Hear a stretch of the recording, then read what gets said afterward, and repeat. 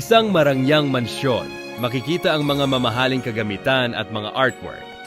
Isang babae, si Maria, na may suot na designer na damit ay nakaupo sa isang malaking sofa.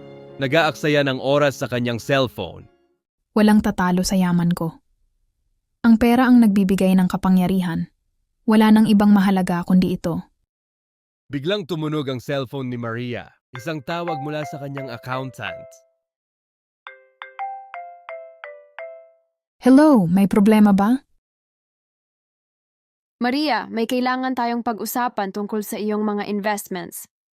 Basta't nandyan ang mga pera ko, ayos lang, iwanan mo na ako. Si Maria ay naglalakad mula sa kanyang mansyon patungo sa kanyang luxury car. Nakangiti siya habang hawak ang kanyang handbag. Sa isang iglap, may bumangga sa kanya na sasakyan. Mabilis na nagdilim ang paligid at ang init ay tumataas.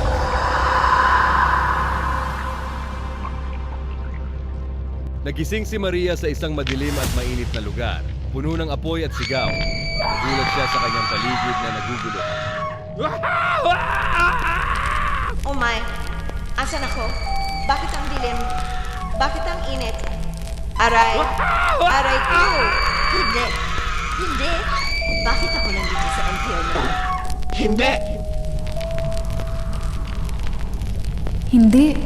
Hindi ako dapat nandito. Ako ay mayaman. Marami akong pera.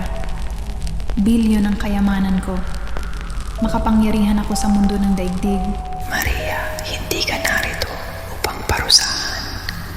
Ito ay pagkakataon upang makita ang iyong mga pagkukulang. Ang tunay na yaman ay hindi sa material na bagay. Ang Diyos ay nagbigay ng buhay at pag-ibig.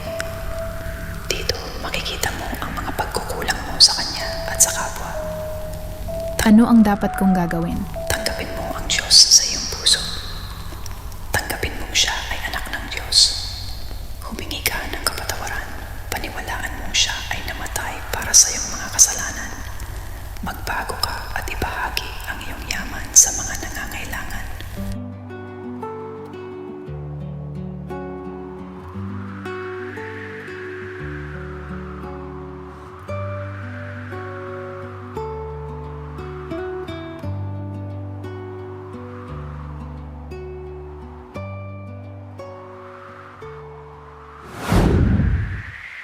Patawarin mo ako, Panginoong Diyos.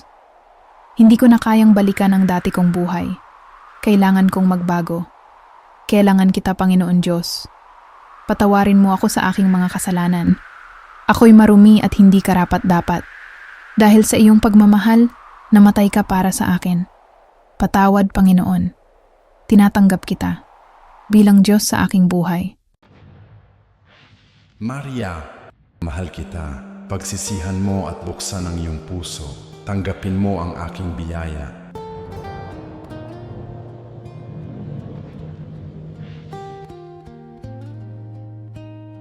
Patawad, Panginoon. Salamat sa iyong kapatawaran sa akin. Panginoon, gusto kong maging mas mabuting tao at ipapakita ko ang iyong pagmamahal sa iba. Baguhin mo ako ayon sa iyong kalooban.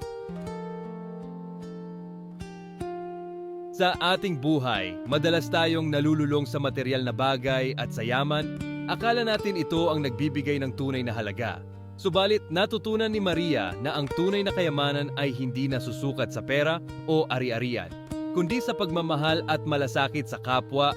Sa kanyang paglalakbay mula sa kadiliman patungo sa liwanag, natutunan niyang ang pag-ibig ng Diyos ay laging nandiyan, handang magpatawad at magbigay ng panibagong simula. Sa huli, ang ating mga desisyon at aksyon ang maghuhubog sa ating tunay na pagkatao.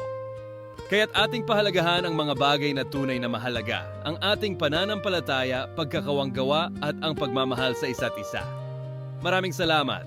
Sana'y meron tayong napulot na aral sa ating short Christian video. Yaman o kaligtasan? This is Brother Dicalbjon, ang inyong lingkod. God bless you all.